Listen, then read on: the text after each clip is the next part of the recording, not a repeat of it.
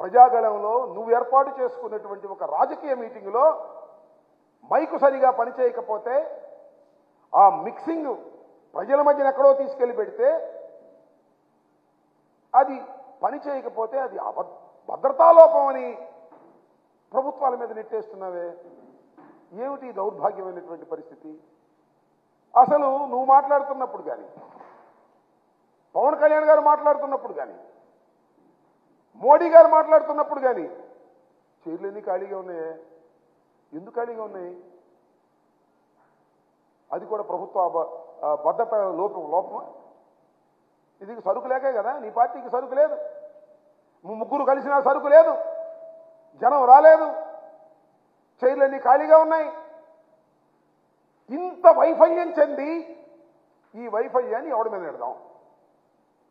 జగన్మోహన్ రెడ్డి గారి మీద నెడదామా? ప్రభుత్వం మీద నెడదామా? పోలీస్ యంత్రాంగం మీద నెడదామా అనేటువంటి ఒక నీచమైన ఆలోచన తప్ప మేము ముగ్గురు కలిసినా జనం రావడం లేదు, ఏమిటి కారణమని ఆలోచించుకునే పరిస్థితిలో మీరు లేకపోవడం చాలా దురదృష్టకరమైనటువంటి అంశంగా నేను భావిస్తా ఉన్నాను. దాంతోపాటు ఎక్కడ చూసినా పుస్తకాల మీద జగన్మోహన్ రెడ్డి గారి బొమ్మేనంట. అదేంటి ఇళ్ల పట్టాలు ఇచ్చిన దాని మీద జగన్మోహన్ రెడ్డి గారి బొమ్మేనంట. స్కూల్ బ్యాగుల మీద జగన్మోహన్ రెడ్డి గారి బొమ్మేనంట. అవును, అవి చెరపగలవేమో, కానీ నువ్వేదో అయ్యి చేసి అయ్యేమన్నా చెరిపేస్తావేమో దొంగచాటు వెళ్ళి, కానీ నువ్వు మర్చిపోతున్నావయ్యా. నారా చంద్రబాబు నాయుడు గారు, you are a very very senior politician, మేము ఒప్పుకుంటాం. నువ్వు రాజశేఖర రెడ్డి గారితో పాటు రాజకీయాల్లోకి వచ్చినటువంటి వ్యక్తివి, చాలా చూసావు, చాలా చక్రాలు తిప్పానని చెప్పావు. That is all artificial intelligence. అప్పుడు లేకపోయినా ఇది మ్యానిపులేటర్. నీకు ఒక్కటి మనవి చేస్తున్నా, ఈ పుస్తకాల మీద బొమ్మలు చూస్తున్నావు లేదా పట్టాల మీద బొమ్మలు చూస్తున్నావు, మరిచిపోకు.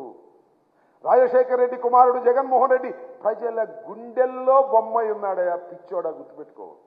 5 సంవత్సరాల పరిపాలనలో ప్రజలకు మేలు చేసి 30 లక్షల మందికి పట్టాలిచ్చి సంక్షేమ కార్యక్రమాలు నిర్వహించి ప్రజల గుండెల్లో బొమ్మలా నిలిచిపోయినటువంటి వ్యక్తిని చెరపటం నీకు సాధ్యపడిద్దా అని అడుగుతా ఉన్నా.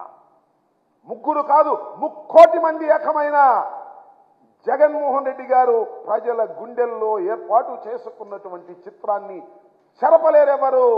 అది నువ్వు చూస్తావు, తొందరలో చూస్తావు. జూన్ 4 కదా, జూన్ 4వ తారీఖున చూస్తావు. ఒక్కసారి ఓపెన్ చేసిన తర్వాత, ప్రజలు నొక్కిన ఫ్యాన్ బటన్స్ చూసిన తర్వాత అప్పుడు గుండె ఆగుతుంది. నీకు గుర్తుపెట్టుకోమని మనం చేస్తున్నా. ఎన్ని కుట్రలు కుతంత్రాలు చేసినా, ఎల్లో మీడియా ఉందని రోజు దుష్ప్రచారం చేసినా, జగన్మోహన్ రెడ్డి గారి మీద బుట్టలు బుట్టలుగా బురద జల్లినా, మీ రామోజీరావు లేదా మీ ఆంధ్రజ్యోతి రాధాకృష్ణ, TV5 నాయుడు ఎంతమంది ఎన్ని బురదలు జల్లినా ప్రజల గుండెల్లో ఉన్నటువంటి జగన్మోహన్ రెడ్డి గారి బొమ్మని చెరపటం ఎవడి సాధ్యమో కాదని మనవి చేస్తున్నా. చేతగాని వాళ్ళు చేసే పనులన్నీ చేస్తున్నారు. ఎవడి మీదో నెట్టేసేది, నడవలేక దారి ఒకడన్నా అంటే ఒకడెవడు వెనక. ఆ సామెతిగా నీకు ప్రజలు రాకపోతేను, నీ మైకు పనిచేయకపోతేను ఎవడి మీదో నెట్టేసేయాలనేటువంటి దుర్బుద్ధి వాళ్ళంతా ఆ ఆంధ్రజ్యోతి ఈనాడులో వైఫల్యం, భద్రతా వైఫల్యం అని ఓ పుంకాలుగా వాళ్ళు వీళ్ళు స్టేట్మెంట్ ఇచ్చి అవి చూపించి అసలు చిలకూరుపేటలో ప్రజాగణం అట్టర్ ఫ్లాప్ అయిందనేటువంటి విషయం ప్రజలు అనుకుంటుంటే దాన్ని దోవ మరలించాలనేటువంటి ప్రయత్నం చేయటం చాలా దురదృష్టకరమైనటువంటి అంశంగా నేను ఈ సందర్భంగా చెప్పదలుచుకున్నాను. రాబోయే రోజుల్లో కోర్స్ త్వరలోనే ఎన్నికలు జరగబోతున్నాయి, కోడ్ కూడా స్టార్ట్ అయింది. కాబట్టి రాబోయే కాలంలో జరిగేటటువంటి ఈ ఎన్నికల్లో వైఎస్ఆర్ కాంగ్రెస్ పార్టీ అఖండమైన 175 సీట్లు గెలుచుకొని ముందుకు వెళ్తుందని ఈ సందర్భంగా నేను చెప్పదలుచుకున్నాను. మాకేం పని. ఒక విషయం మనం చేస్తున్నా, ప్రతిపక్షాలు నిర్వహిస్తున్నటువంటి సభలపైన కుట్రలు చేయవలసిన అవసరం జగన్మోహన్ రెడ్డి గారికి లేదని మనం చేస్తున్నాం. నేను ఒకటే చెప్పదలుచుకున్నా, రాష్ట్ర ప్రజలు చూస్తున్నారు. 4 సిద్ధం సభలను నిర్వహించాం.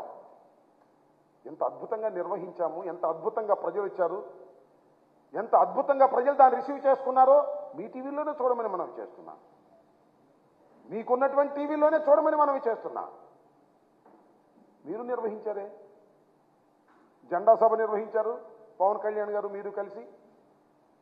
ఇవాళ చిలకూరుపేటలో ప్రజాగళాన్ని నిర్వహించారు మీరు, పవన్ కళ్యాణ్ గారు, మోడీ గారు కలిసి నిర్వహించారు. అది ఈ 2 సభలు కూడి మా ఒక్క సభతో పోల్చగలరా మీరు? ఒక్క సిద్ధం సభలో ఈ 2 సభలు కూడిన 20 కూడా లేదు. That is the fact. కారణం ఒక్కటే, ప్రజాబలం.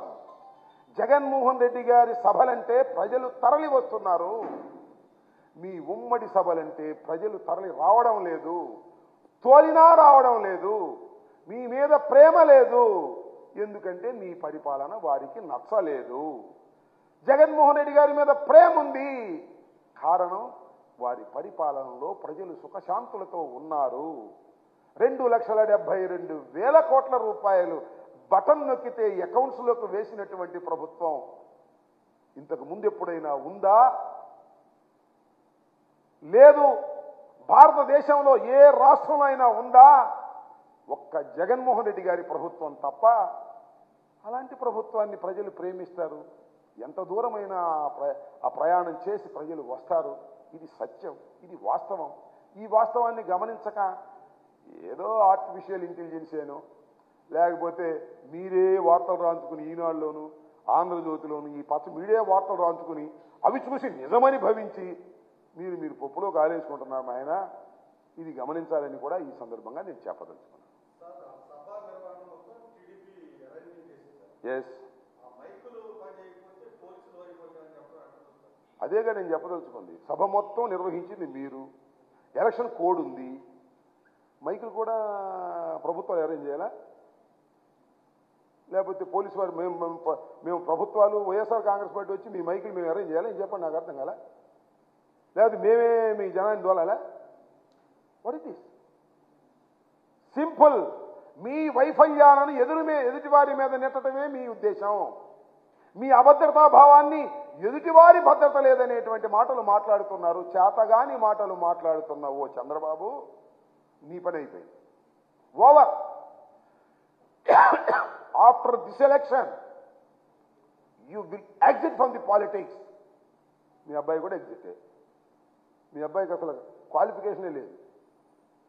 పాలిటిక్స్లోకి రావడానికి ఇంతవరకు క్వాలిఫై కాలేదు, ఎక్కడ గెలవలేదు, మినిమం క్వాలిఫికేషన్ లేదు. ఇంటర్మీడియట్ చదవాలంటే 10th క్లాస్ పాస్ అవ్వాలిగా, ఎంబీబీఏ చేయాలంటే ఇంటర్మీడియట్ బైపీసీ పాస్ అవ్వాలిగా. అయ్యేవి క్వాలిఫికేషన్ లేవు.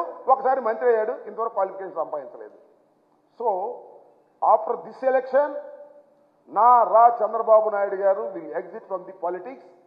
వారితో పాటు వారి కుమారుడు కూడా శ్రీమద్ రమారమణ గోవిందే అని ఈ సందర్భంగా చెప్పదలుచుకున్నాను. వాళ్ళ ఇష్టం. కాంగ్రెస్ పార్టీ నుంచి షర్మిలమ్మ గారు కడప నుంచి పోటీ చేయొచ్చు, భారతదేశంలో ఎక్కడి నుంచైనా పోటీ చేయొచ్చు. That is left the Congress party. చాలా చిత్రమైన కామెంట్ చేశారు ప్రధానమంత్రి గారు, కాంగ్రెస్ పార్టీ మేము ఒకటేదని. ఇలా ఉంటాయి రకరకాల. ముందు మీరు అది నేను డెప్త్గా అవసరం లేదు, కానీ అసలు ఆ రోజు చంద్రబాబు నాయుడు గారు ఏం మాట్లాడారో, పవన్ కళ్యాణ్ గారు ఏం మాట్లాడారో, మోడీ గారు ఏం మాట్లాడారో 3 కలిపి చూడండి ఎంత అద్భుతంగా ఉంటాయో. నేను ప్రత్యేకంగా చెప్పాల్సిన అవసరం లేదు. సో ఎవరు ఎక్కడి నుంచైనా పోటీ చేసేటటువంటి అవకాశం ఉంది, వారికి హక్కు ఉంది. ఎక్కడి నుంచి ఎవరైనా పోటీ చేయొచ్చు. కాంగ్రెస్ పార్టీ అనేది మన రాష్ట్రంలో ఏమీ లేకపోయినా జాతీయ పార్టీగా, ఒకప్పుడు అధికారం చలాయించిన పార్టీగా, ఇవాళ డిపాజిట్లు కూడా రానటువంటి పార్టీ. ఒక్క సీటు కూడా లేదు. ఎక్కడ డిపాజిట్లు ఇచ్చిన సంగతి కూడా నాకు గుర్తులేదు. 2019లో పోటీ చేసినప్పుడు ఎక్కడ డిపాజిట్ వచ్చిందా? ఎక్కడ డిపాజిట్ వచ్చినట్టు కూడా నాకు గుర్తులేదు. సబ్జెక్టు కరెక్షన్ ఎక్కడ 1-2 చోట్ల వచ్చిందేమో నాకు తెలియదు. కాబట్టి అది అంతరించిపోతున్నటువంటి ఒక రాజకీయ పార్టీ.